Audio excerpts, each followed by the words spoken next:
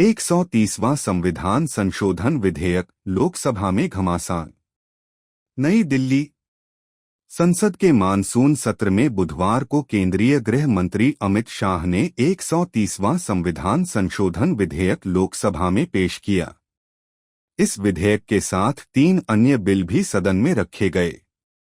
जैसे ही अमित शाह ने प्रस्ताव रखा, विपक्षी दलों के सांसदों ने तीखा विरोध शुरू कर दिया और सदन में जमकर हंगामा हुआ। इस संवैधानिक संशोधन विधेयक का मुख्य प्रावधान यह है कि अगर प्रधानमंत्री, मुख्यमंत्री या कोई मंत्री 5 साल से अधिक सजा वाले अपराध में आरोपित होता है और न्यायिक हिरासत में 30 दिन तक रहता है, तो उसे अपने पद से इस्तीफा देना होगा। अमित शाह ने कहा कि इस संशोधन का उद्देश्य सार्वजनिक जीवन में नैतिकता और शुचिता लाना है, ताकि कोई भी जनप्रतिनिधि जेल से शासन न चला सके। गृह मंत्री ने आगे कहा कि आज देश में ऐसी स्थिति बन गई है कि कुछ मुख्यमंत्री और मंत्री बिना इस्तीफा दिए जेल से ही सरकार चलाते रहे हैं, जबकि संविधान निर्माताओं ने इसकी कभी कल्पना भी नहीं की थी। इसी स्थिति को रोकने के लिए यह संशोधन लाया जा रहा है।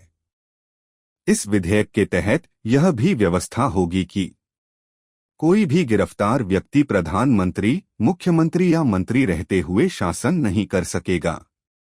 गिरफ्तारी के 30 दिन के भीतर यदि अदालत से जमानत नहीं मिलती है, तो संबंधित नेता पद से स्वतः अयोग्य हो जाएगा।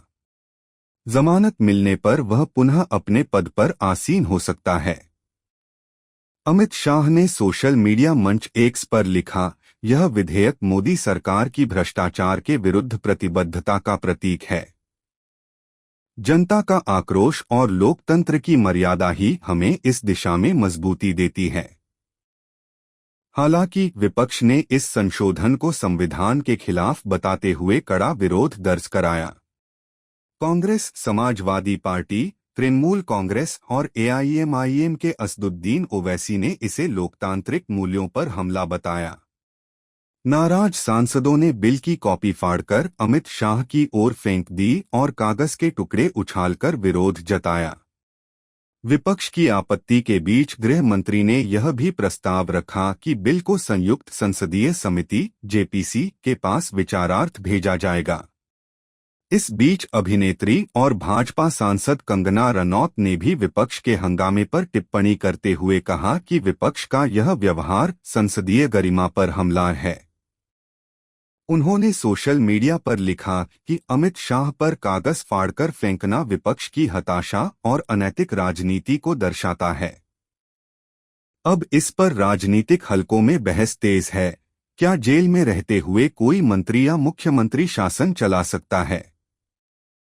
और क्या यह संशोधन वास्तव में राजनीति में नैतिकता की बहाली का मार्ग खोलेगा, या फिर यह विपक्ष को निशाने पर लेने का एक नया राजनीतिक औजार साबित होगा? क्या आप चाहेंगे कि मैं इसे न्यूज़ चैनल एंकर स्क्रिप्ट दो?